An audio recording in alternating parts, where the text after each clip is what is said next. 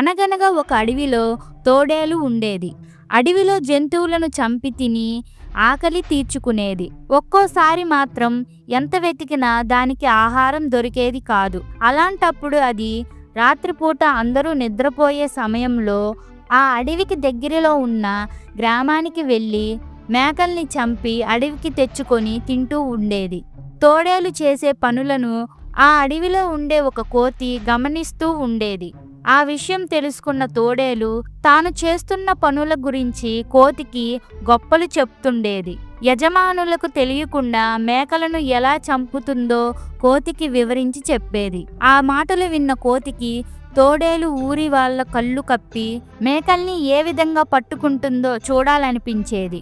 ఒకరోజు కోతి, నువ్వు ఆ గ్రామానికి వెళ్ళేటప్పుడు నన్ను కూడా తీసుకెళ్ళవా? నీ పతనం చూడాలని ఉంది అని తోడేలును అడిగింది కోతి. దానికి తోడేలు, ఈ రాత్రికే నిన్ను తీసుకువెళ్తాను, సిద్ధంగా ఉండు అని చెప్పింది. తన ముచ్చట తీరబోతున్నందుకు కోతి చాలా మురిసిపోయింది. ఈ లోపల తమ మేకలు అప్పుడప్పుడు మాయమవుతుండటాన్ని ఊరివారు గమనించారు. ఆ సంగతి ఏంటో తెలుసుకోవాలని కొందరు యువకులు మేకలకు కాపలా కాయసాగారు. ఆ విషయం తెలియని తోడేలు కోతితో కలిసి ఆ ఊరిలో ప్రవేశించింది.